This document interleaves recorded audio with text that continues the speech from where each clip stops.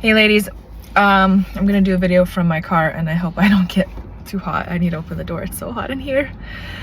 Anyway, so I had a conversation with a client today and a topic came up and I figured someone is gonna benefit from this, or you know, either now or later.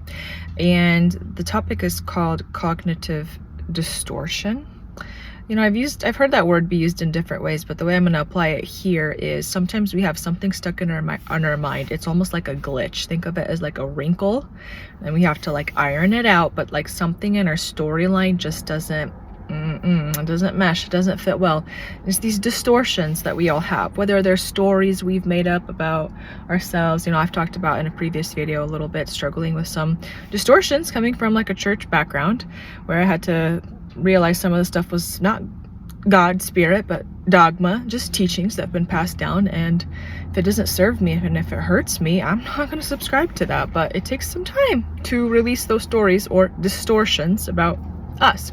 But this cognitive distortion that I'm talking about is sometimes when things happen to us that are traumatic and our brain likes to piece, why did this happen? We like to search for answers. We start to think of, subconsciously, because the brain kind of does it for us, reasons why, or if then this, and a lot of times it's distorted. And sometimes actually it's like if you speak to a child, you know, they'll think like that, like kind of their how do I say this, I don't know if you want to say like black and white thinking. You know, like sometimes a kid will think and you have to explain like, oh no, there's a bigger picture to the story, or no, that person didn't give you ice cream not because, you know, they're a mean person and they're rude, it's because you already had 3 bowls, you know. So the story came up, I was processing with a client some family stuff, but it reminded me of years ago. I worked with this sweet, amazing college girl, beautiful, I mean just golden soul. And she had come to me because she had some really severe unhealthy coping mechanisms, and basically just kind of cutting through to what was going on when she was, you know, developmentally speaking, kind of, I would think it's even like before her period, so very like you're kind of starting to almost blossom as a woman. I think she was, well, I don't know, she was, I think like 12 or 13, something like that, maybe younger. Her mom was struggling with cancer, I believe it was, and I don't even know what she was. The mom had some kind of medical health issues. The girl had 2 older brothers and a dad, or a couple brothers, and she was basically the only youngest girl in the whole family. And when her mom was passing away, I mean, everyone knew it was just like within weeks it was going to happen, and everyone kind of took turns being by her mom's bedside if she needed something, I don't know, water, whatever. And at one point, this young girl, whether she's prepubescent or just starting puberty, I mean just young in her psyche and her everything, she's sitting by mom's bedside. You know, the kid starts to fall asleep by mom, and then all of a sudden she's like awakened by like this severe hacking coughing, which is, you know, traumatizing in itself, scary. And the mom just quickly, it coughs a bit and passes away. That was her end. And as you can imagine, and I talk about this a lot, the younger we are and or the deeper the trauma, and I'd say death of a parent is a huge trauma, the more you get impacted. Like think of like a root system, the deeper that root goes in terms of trauma, triggers, and issues. And you know, I talk about this all the time, like what are your triggers, and this girl, no surprise, one of the things we had to clear out, and it took a while, but we did it, was coughing. No surprise, coughing, prerequisite to mom's death. Of course, the brain is going to classify coughing as a danger, horrible, near-death experience, and you can only imagine what this poor kid's nervous system would flash up every time she'd hear someone really cough. It took us some time to get rid of that one. But you know what, the other one that was actually like, well, the real hard one, in fact I'd say even the biggest root and reason why she was with me, is obviously the death of a parent, you know, and when a parent passes so young, but also something in this young girl's psyche associated, I didn't do enough, or I did something wrong, or I missed something because mom died on my watch when I was sitting next to her. I fell asleep, X, Y, and Z. You know, the brain goes on blaming, or you could say the devil. To me, it doesn't matter. If it's a negative message, then it's a problem. It's a distortion, right? That devalues you. It's a problem. I need to open the door. It's so hot. Oh my gosh. Anyways, and so the way we talked about it is like, it's a distortion. It's like, it's a wrinkle. You know, if you were talking to another child, another kid, another person, and a person, you know, like we can role play, like, what would you tell your friend in this situation, or a younger girl, or someone else? And we do such a good job, like, oh, if this was my friend, I would tell her break up with that guy, or you're better than him. You know, if this was my friend, I'd be like, that's not your fault, da, da, da, da. But when it's us in that situation, yeah, we struggle because it's personal, it's personalized, it's trauma, and trauma, like, we're just entrenched in it.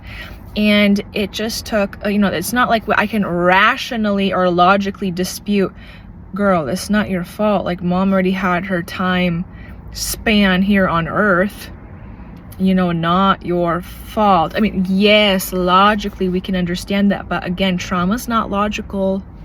It's not logical, it's emotional.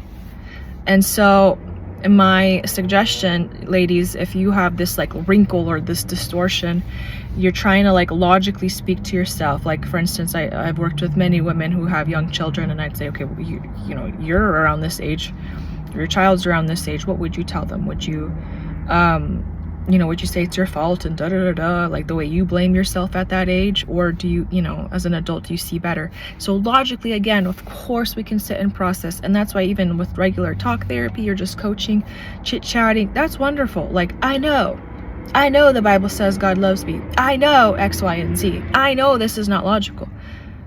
But trauma is not logical, so it's emotional. So there's a deeper like hook as to why we get hooked and we are stuck and we believe in something.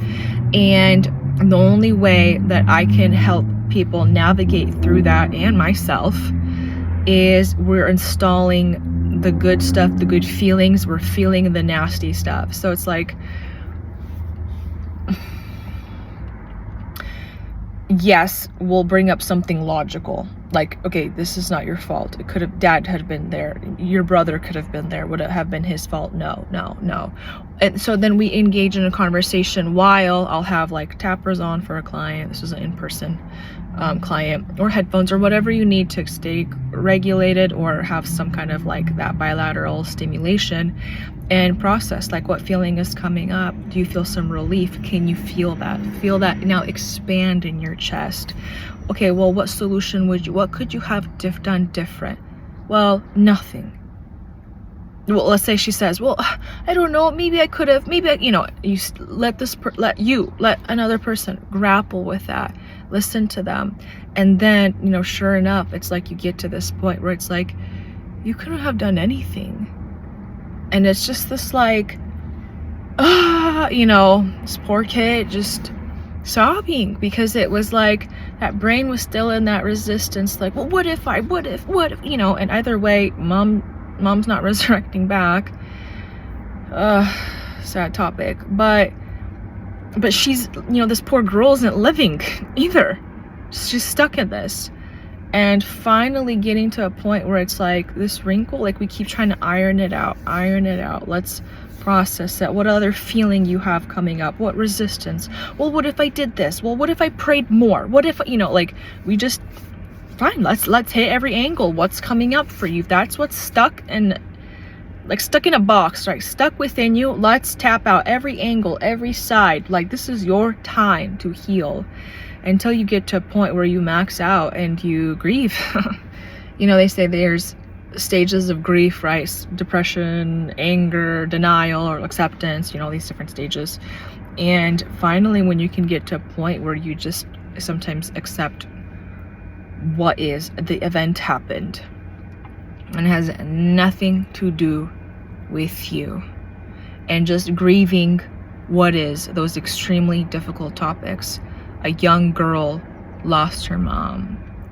you know, and we went through a lot of stuff, and I know it's heavy, it's hard stuff, but it's like, we're not going to pretend like it's not in the subconscious, because it is, you know, processing, like not having a female to connect with. This is something this poor girl just struggled, like just severely lacked any kind of girl input. I mean, she didn't really have friends. And I remember, like, and it just tears my heart when I would work with these young kids. Like, I'm a girl, you know, and I just remember like something simple, like I'm gonna be honest, ladies. It's like, this girl's so pretty, but she definitely struggled with makeup. She did. And, you know, it's just what we were talking, like, what do you feel confident about, like with hair, makeup, or your outfits? Like, who are your inspirations? Like, who do you listen to online? Like, what kind of makeup tutorial, you know? Just opening up some kind of connection, some kind of community to this kid. Just giving her kind of what she's been grieving, or what she didn't have. And I remember she said something about her eyebrows, struggling to